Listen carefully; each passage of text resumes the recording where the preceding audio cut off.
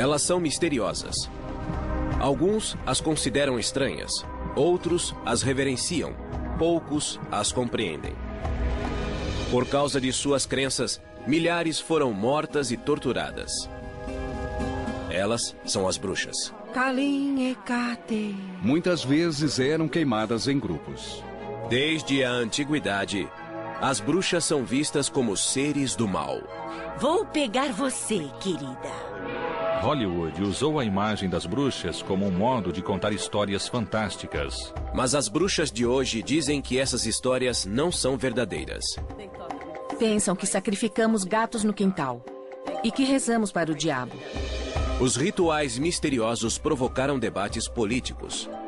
Bruxaria não é uma religião. Mas as bruxas dizem que sua religião está florescendo. A bruxaria é um ótimo estilo de vida. É um caminho espiritual maravilhoso. Elas podem ser encontradas em culturas por todo o mundo. São médicas, professoras e soldados. Mas a bruxa moderna raramente é aceita. Um homem passou na frente da casa, saiu de seu carro e ficou gritando que vamos morrer e iremos para o inferno. Silver Ravenwolf, de Harrisburg, Pensilvânia, é dona de casa, escritora e líder do clã da Floresta Negra, um coven, ou grupo de bruxas. O coven de Silver tem 800 membros em todo o país. Silver diz que a bruxaria está em sua família há séculos. Eu me orgulho muito da bruxaria. Ela deve ser respeitada, pois era praticada por meus antepassados. Água, terra, espírito eu sou. A bruxaria atual é um caminho espiritual com rituais ligados aos ciclos da vida e das estações. A magia é feita para trazer bem-estar. Essa prática tem profundas raízes históricas. E apesar da imagem negativa, mulheres e homens como Christoph Penczak orgulham-se de ser bruxos. Sou um bruxo, pratico bruxaria e uso essas palavras. A palavra bruxa está ligada à palavra Wicca. A maioria dos bruxos entende a palavra Wicca como moldar, formar ou mudar. Wicca também é o nome da religião moderna que se baseia nas tradições da bruxaria. Mas nem todas as bruxas praticam a Wicca. Essa é uma ideia equivocada. O maior equívoco é que adoramos Satã, o mal.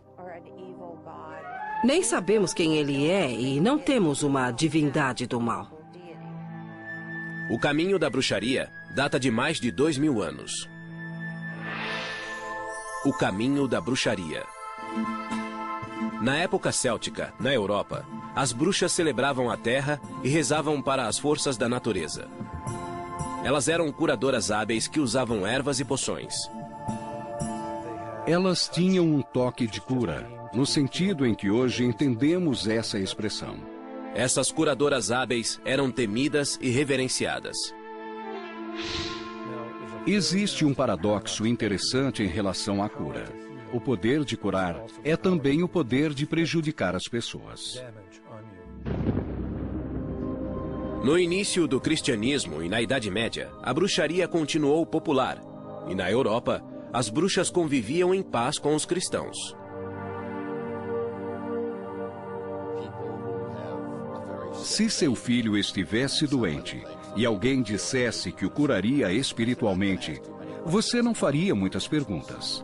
A igreja não perseguia ativamente as pessoas que faziam isso, mas recomendava aos cristãos que se mantivessem afastados da bruxaria. Então, o efeito sobre as bruxas eram mínimos.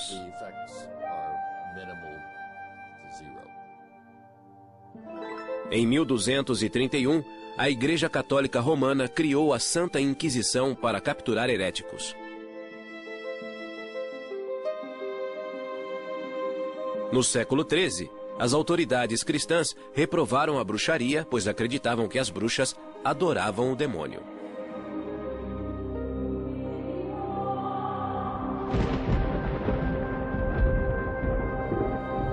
Em 1320, o Papa João XXII expandiu a Inquisição, que passou a perseguir as bruxas.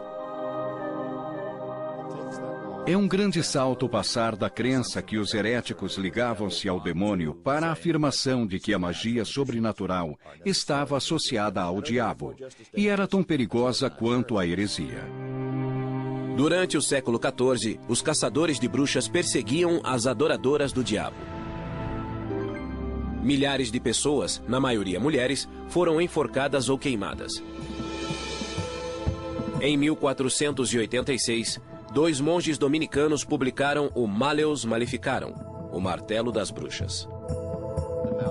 O Malleus Maleficarum é o primeiro livro sobre bruxaria que visa especificamente as mulheres. Uma dessas mulheres chamava-se Walpurga Hausmann, que morava em Dillingen, na Alemanha, em 1587. Walpurga era parteira há 19 anos, mas quando houve uma série de mortes de bebês, suspeitou-se que fosse bruxa. O que provocava suspeitas contra uma parteira era um parto aparentemente normal que não acabava bem e o bebê morria sem um motivo claro. Se o bebê nascia deformado e morria, havia uma explicação racional. Walpurga foi presa e, sob tortura, ela confessou ter matado 43 bebês e sugado seu sangue, como uma vampira. A tortura só parou quando ela confessou aquilo de que era acusada. Walpurga foi condenada à morte e foi queimada viva. Em 1604, na Inglaterra, a lei da bruxaria tornou a prática um crime capital.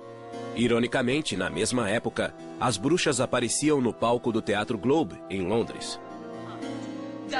Duro e pesado, fardo e infortúnios, arde o fogo e o caldeirão borbulha. Na famosa tragédia Macbeth, Shakespeare incluiu 3 bruxas que profetizavam.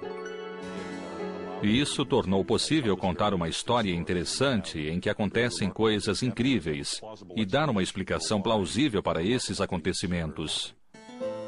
Em 1611, a Bíblia, na versão do rei Tiago, no Êxodos, capítulo 22, versículo 18, afirmou: "A feiticeira não deixarás viver." Essa versão chegou aos Estados Unidos no final do século XVII, quando os puritanos cruzaram o Atlântico. A cidade de Salem foi tomada pela histeria contra as bruxas.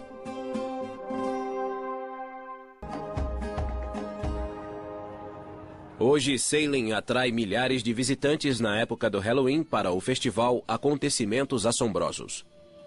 Mas 300 anos atrás, as bruxas não eram celebradas. Pânico puritano. Além dos peregrinos, os puritanos vieram para a América em 1620, desiludidos com a Igreja da Inglaterra. Eles queriam uma igreja melhor, pois a Igreja da Inglaterra era meio católica e meio protestante. A palavra puritano significa que eles eram totalmente protestantes. Muitos puritanos foram para Salem, Massachusetts. Salem era dividida em 2 comunidades: Vila de Salem, perto da Bahia, e Aldeia de Salem, a alguns quilômetros da costa. A aldeia de Salem era uma comunidade mais agrária, enquanto a vila de Salem era um centro comercial. A paróquia da aldeia de Salem era guiada pelo reverendo Samuel Parris. Sua esposa, Elizabeth, era doentia, e eles moravam com 2 filhas, um filho e uma sobrinha. Foi em sua casa, no inverno de 1692, que a histeria das bruxas começou. Em 1692, aconteceu uma confluência de diversas perturbações sociais, econômicas e religiosas. Nessa época, a aldeia de Salem era uma comunidade arrasada, pronta para que algo ruim acontecesse. O reverendo Parris deixava a filha Betty, de 9 anos, e a sobrinha Abigail, de 11 anos, com Tituba, sua escrava. Ela era uma índia arawak caribenha negra, trazida de Barbados pelo reverendo Parris. Certo dia, Tituba contou histórias fantasiosas de sua vida em Barbados, incluindo magia e voodoo. O segredo logo se espalhou para outras meninas na aldeia que se juntaram ao trio mágico. As meninas liam a sorte colocando clara de ovos em água, identificando uma forma e prevendo com quem se casariam.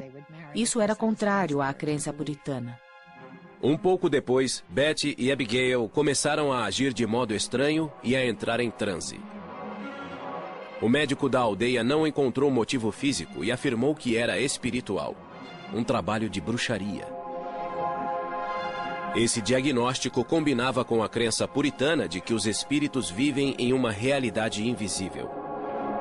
Logo, outras meninas na aldeia apresentaram os sintomas.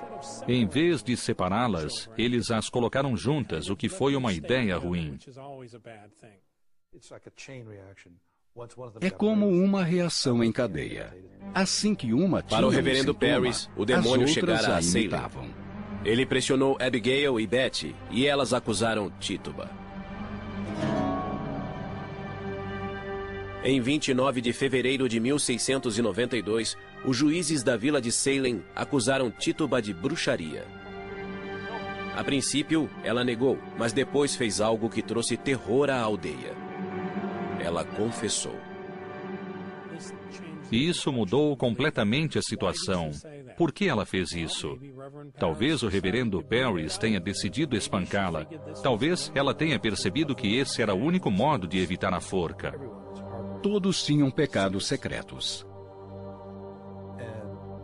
E isso cria uma enorme pressão para falar e confessar. Uma parte importante da confissão era acusar outros. Tituba acusou 2 mulheres da aldeia, Sarah Osborne e Sarah Good. A ideia de mais bruxas na aldeia criou histeria em massa e mais acusações.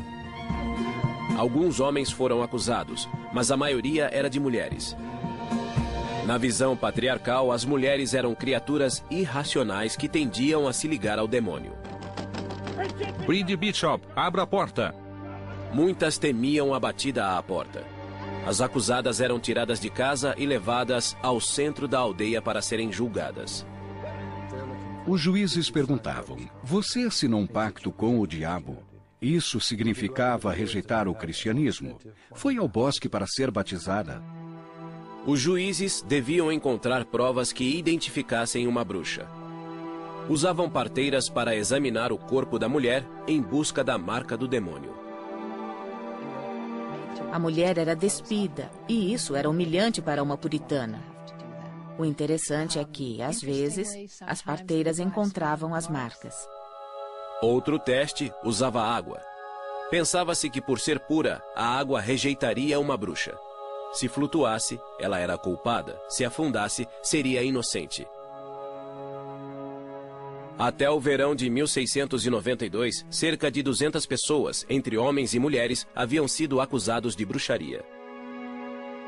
Em 2 de junho, a primeira mulher foi levada a julgamento. Uma dona de taverna chamada Bridget Bishop. Sou tão inocente quanto um bebê. Muitas provas contra ela foram apresentadas no julgamento, mas hoje seriam risíveis. Houve depoimentos de homens que diziam que ela aparecia para eles à noite em sonhos. Os depoimentos com base em sonhos ou visões eram chamados de provas espectrais. Acreditava-se que o demônio podia assumir a forma de uma pessoa. E essa pessoa viria como uma visão ou alucinação e poderia lhe fazer mal. A teoria era que o demônio podia entrar no corpo de alguém. Bridget Bishop foi considerada culpada. Ela foi a primeira a ser enforcada em 10 de junho de 1692. Um mês depois, em 19 de julho, Sarah Good teve o mesmo fim. As execuções continuaram no outono até que o governador William Phips interferiu, temendo que as acusações fossem falsas. O governador Phips ficou famoso por dizer: "Vou interromper os julgamentos até sabermos quais os critérios para ter certeza quem é de fato bruxa e quem não é." 14 mulheres e 5 homens já tinham morrido na forca, e outro homem havia sido espremido até a morte embaixo de uma prancha com rochas pesadas. 5 pessoas morreram na prisão antes do julgamento. Tituba foi libertada e vendida para outra família. 5 anos depois, em janeiro de 1697, mais de 12 pessoas confessaram depoimentos falsos. A vergonha dos julgamentos de Salem ajudou a acabar com a execução de bruxas nos Estados Unidos. Em 1992, 3 séculos depois, as vítimas foram lembradas em um memorial. A imagem da bruxa mudou, mas as percepções negativas persistiram e ganharam força. No final do século XVII, a caça às bruxas acabara na América e declinava na Europa. O iluminismo começava e a imagem da bruxa evoluiu novamente. Romantizando a bruxa.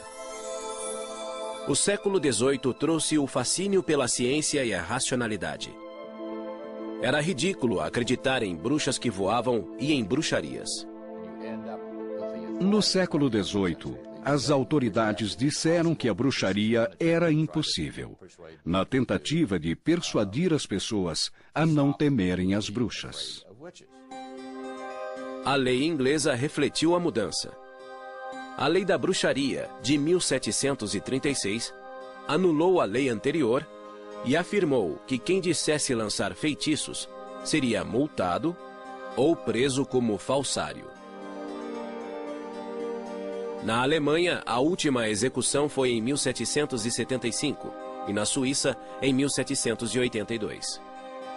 Historiadores estimam que, até o final do século XVIII, 50 mil pessoas morreram como bruxas e 80% eram mulheres.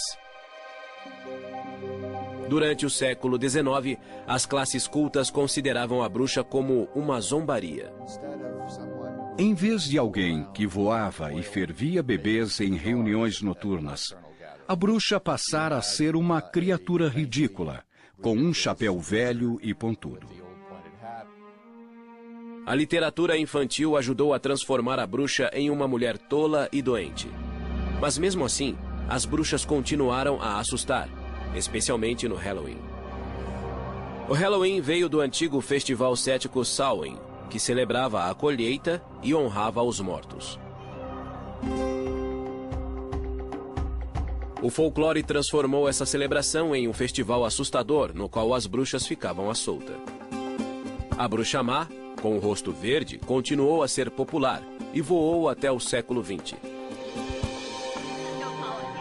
Hollywood usou essa imagem para retratar a bruxa do oeste em O Mágico de Oz. O rosto verde, a roupa preta e o riso ameaçador combinaram-se para criar a imagem do mal. Vou pegar você, querida, e seu cãozinho também. Margaret Hamilton é o arquétipo da bruxa e sempre será. Todas as bruxas que vieram depois de Margaret Hamilton basearam-se nessa imagem, com o chapéu pontudo, o nariz comprido e a voz que todos conhecem, mas que não consigo imitar.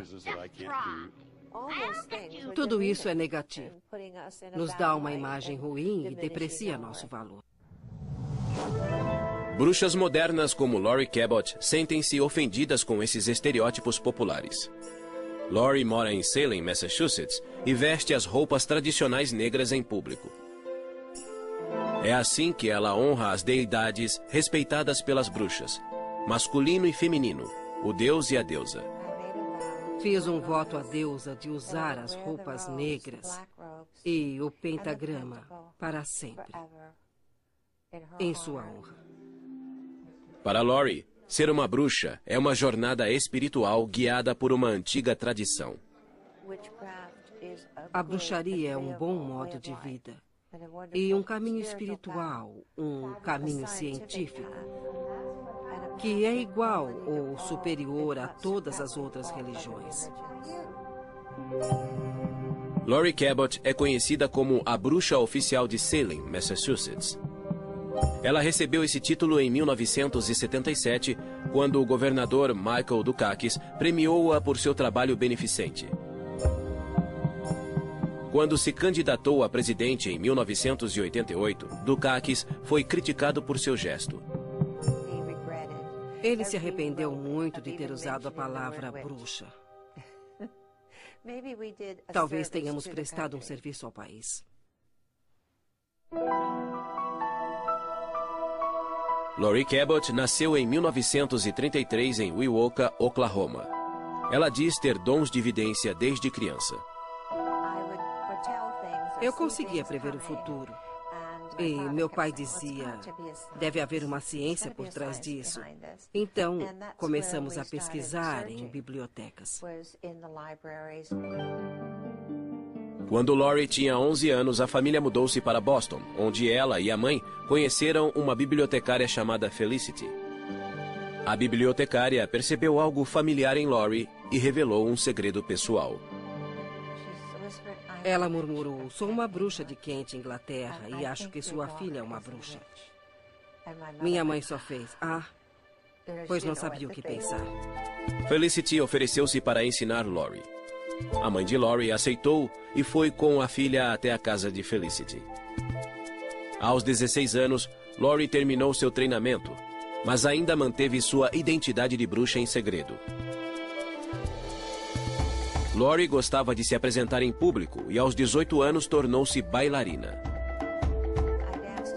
Eu dançava no Latin Quarter, uma boate chique em Boston, cujo dono era Lou Walters, pai de Barbara Walters. Trabalhei com Pierre Bailey, Frank Sinatra e Jimmy Durante.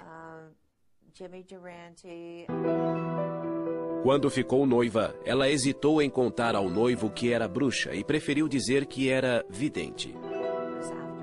Depois de nos casarmos, eu contei que era bruxa. Mas nessa época estávamos bem um com o outro e ele estava à vontade com minhas habilidades. Em 1965, Laurie tinha 2 filhas, Jodie e Penny. Além de ser mãe e esposa, Laurie praticava bruxaria em casa. Eu praticava magia, meditando, curando, mantendo-me equilibrada, curando minhas filhas e ensinando-as. Em 1969, os Cabots mudaram-se para Salem, Massachusetts. Com o tempo, Laurie sentiu-se à vontade para viver abertamente como bruxa. Saí do armário das vassouras. Foi incrível. Nem todos aceitaram a ideia de uma bruxa morar em Salem. Alguns moradores de Salem não gostaram de ter uma bruxa por perto. Laurie descobriu isso fazendo compras com as filhas. Um homem parou meu carrinho e disse, como ousa vir a este lugar? Sabemos que é má. Você devia ser enforcada. As pessoas que estavam no mercado ficaram chocadas. Acho que isso as tornou mais tolerantes. Em 1971, Laurie Cabot ficou ainda mais visível, pois abriu a primeira loja de bruxaria do país. Achei que seria ótimo abrir uma loja para que as pessoas viessem aprender. Seria um modo de ganhar a vida, ficar em casa com as crianças, praticar bruxaria e educar as pessoas. A loja de Laurie vende ervas, especiarias e incensos usados ao praticar magia. Segundo Laurie, a magia é a arte de provocar mudanças de acordo com a própria vontade. Você pode se curar usando magia, que é a ciência de usar sua mente, ervas, cristais e poções. Algumas poções podem ser bebidas, mas a maioria das poções é usada como perfume. A energia dos olhos ativa o cérebro para reforçar o sistema imunológico. Essas poções funcionam há séculos. Laurie ensina a ciência da magia que exige conhecimento de ervas e de padrões cósmicos. Christopher Penczak estuda com Laurie desde 1993. Laurie Cabot foi essencial ao me mostrar o poder e o amor pessoal. Por meio das experiências de cura psíquica dela, eu pude sair das aulas sentindo-me conectado ao universo e capaz. Evoco a grande deusa que habita no céu acima de nós. Laurie também ensinou Christopher a fazer encantamentos. Para uma bruxa, um encantamento é uma prece focada oferecida ao deus ou à deusa com uma intenção específica, geralmente para a cura. Peço que essas chamas queimem, deixando apenas cura, saúde e retidão.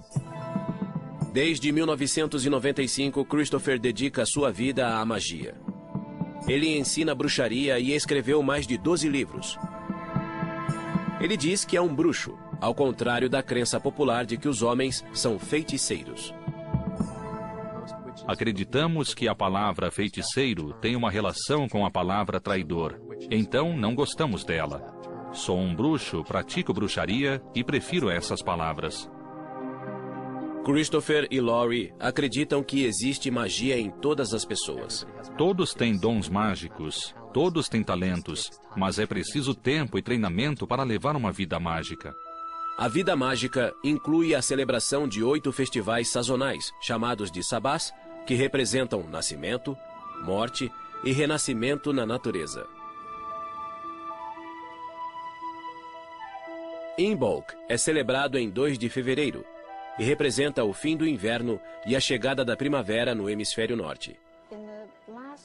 No final do inverno, há uma sensação de congelamento no ar, mas o sol retorna à Terra. E é isso que evocamos. Estamos aqui para curar a Terra, para curar a nós mesmos, para trazer equilíbrio e bondade em lugar do mal e das feridas do mundo. Faço este círculo para criar um espaço sagrado para nós nesta noite. Que assim seja. O círculo se fechou. Que assim seja. Estamos celebrando o Imbolc, que é ligado à deusa Bridge. Ela dará à luz o sol, que trará a primavera e um recomeço.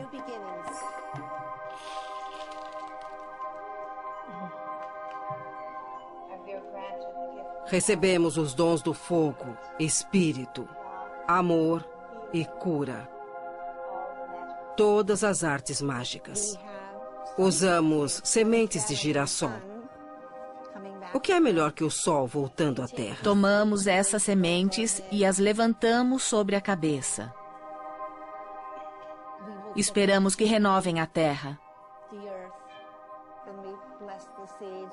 Abençoamos as sementes e as levamos para casa, para plantá-las, para que comecem a crescer. Alegria se encontra, alegria se separa e se encontra de novo. Sim!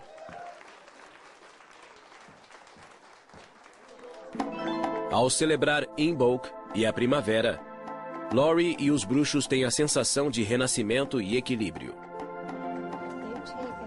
Receberam a energia dos 4 elementos e do espírito e vão levá-la para a vida diária em tudo que pensam e fazem. Mas nem todas as bruxas são tão abertas em público. Algumas ocultam sua identidade por causa de ameaças. As bruxas realizam rituais de cura há mais de 2000 anos e muitas continuam nessa tradição. Nos reinos dos poderosos. Às vezes elas se reúnem em círculos para rezar por cura e honrar os ancestrais. Segredos de uma bruxa. Silver Ravenwolf afirma descender de bruxas. Ela mora na Pensilvânia e escreveu vários livros de bruxaria, mas usa um pseudônimo. Assumi um pseudônimo porque moro em uma cidade pequena e sabia que haveria discriminação contra minha família. E assim foi. Seus antepassados foram perseguidos, e em 1679 fugiram da Alemanha para a Pensilvânia. E com eles, trouxeram a tradição mágica da cura pela fé. Sem uma bênção. Silver diz que os cantos datam dos anos 1300. Sem uma bênção. Sem uma bênção. Sem uma bênção.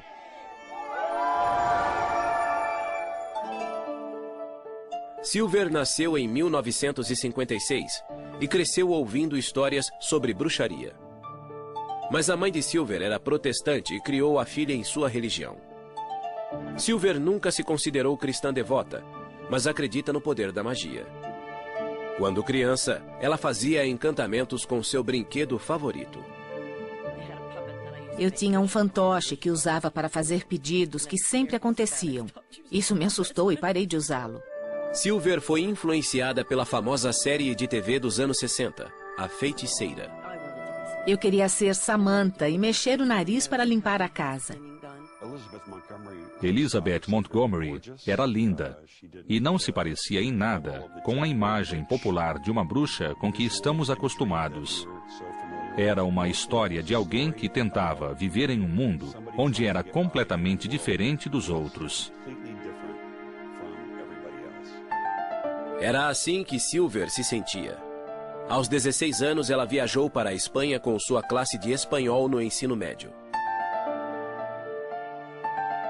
Quando voltou, sua mãe morreu de leucemia. A morte da mãe foi uma tragédia que alterou a vida de Silver. O mundo não fazia sentido. A religião que aprendera não me ajudou. E então encontrei a Wicca. Wicca é uma religião ligada à natureza e aos 4 elementos naturais: terra, ar, fogo e água. Para os wiccanos, o sol simboliza seu deus e a lua simboliza sua deusa.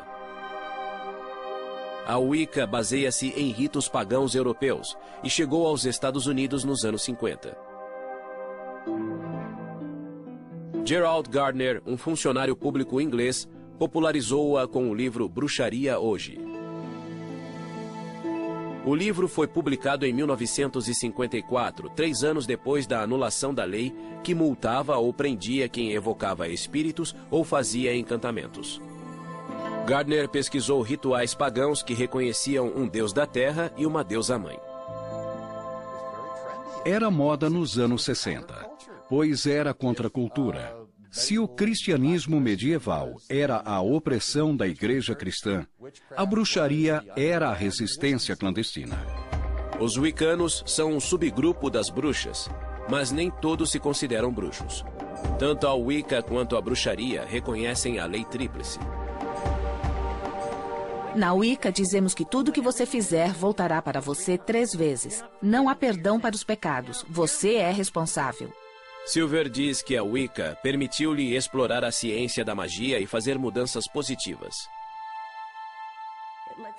A Wicca permite incluir a ciência na sua vida, pois a magia não é nada mais que física quântica.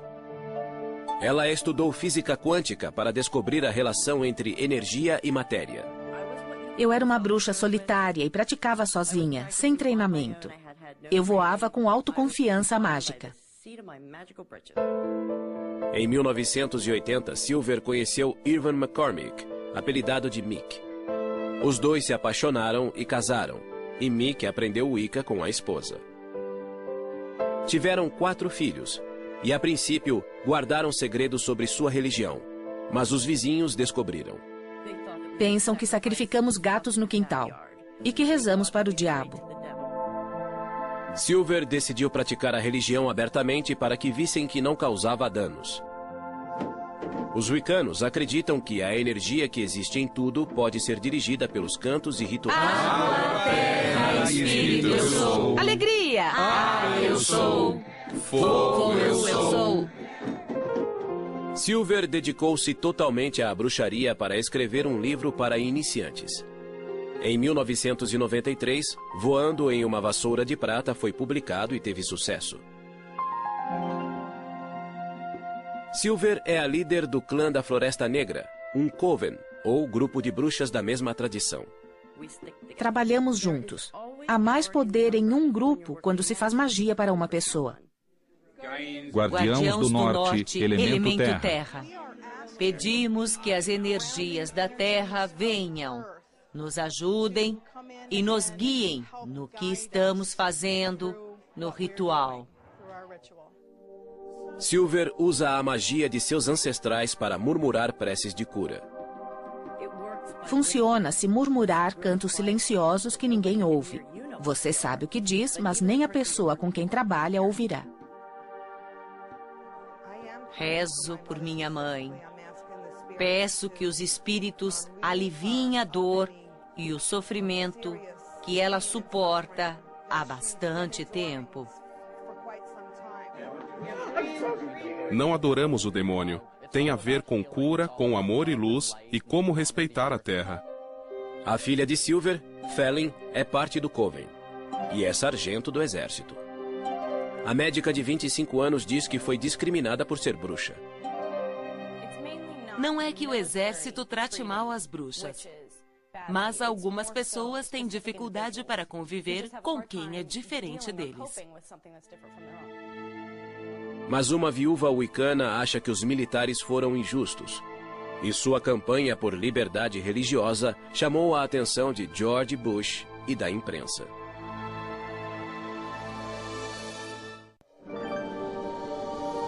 O modo como as bruxas são percebidas e tratadas evoluiu muito. Já foram reverenciadas e perseguidas. E aos poucos estão sendo aceitas pela sociedade. Mas ainda existe discriminação, como a wicana Roberta Stewart descobriu. Em 1978, a Wicca foi reconhecida como uma religião legítima nas Forças Armadas. Mas em 1999, George Bush disse que não acreditava em bruxaria. Em uma entrevista à televisão, ele disse que se opunha a uma decisão militar de permitir rituais da Wicca em Fort Wood, no Texas. Respeito a liberdade de expressão, mas acho que bruxaria em propriedade do governo é ir longe demais, pois a bruxaria não é uma religião. Ele enfureceu os wiccanos como Roberta Stewart, cujo marido Patrick era wicano e militar. Fiquei chocada como profissional e esposa.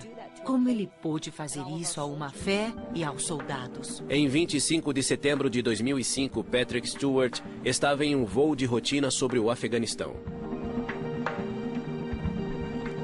Na volta para a base, o helicóptero foi atingido por um míssil. E os 5 tripulantes morreram. Depois da morte do marido, Roberta foi informada que o Departamento de Veteranos não permitiria que o pentagrama, um símbolo da Wicca, fosse gravado na lápide. Fiquei chocada ao saber que nossa fé não era reconhecida e que eu não poderia gravar o pentagrama. Simplesmente comecei a chorar. Embora os militares reconhecessem a Wicca como uma religião legítima, o Departamento de Veteranos não aceitava que seu símbolo fosse gravado em lápides. Desde 1997, wiccanos discutiam com o Departamento de Veteranos. Eu não ia permitir que desonrassem meu marido e nosso amor. Então me preparei para a luta. Redenção. Em 2005, o Departamento de Veteranos permitia que 38 símbolos fossem gravados nas lápides. Mas havia discriminação, pois o pentagrama da Wicca não era um deles. O secretário do Departamento de Veteranos me disse que não permitiam o pentagrama porque não aceitavam o Wicca como religião. Em 2006, Roberta levou seu caso à Justiça do Estado de Nevada. O memorial de Patrick Stewart está em um cemitério administrado pelo poder público sob a jurisdição do governo de Nevada. Em 19 de novembro de 2006, Roberta pôde gravar o pentagrama na lápide de Patrick, no Memorial de Veteranos, em Fairlane, Nevada. Percebi que não podia parar nisso, pois além de Patrick, havia outros soldados wiccanos ou pagãos. Roberta e o grupo Santuário do Círculo processaram o Departamento de Veteranos.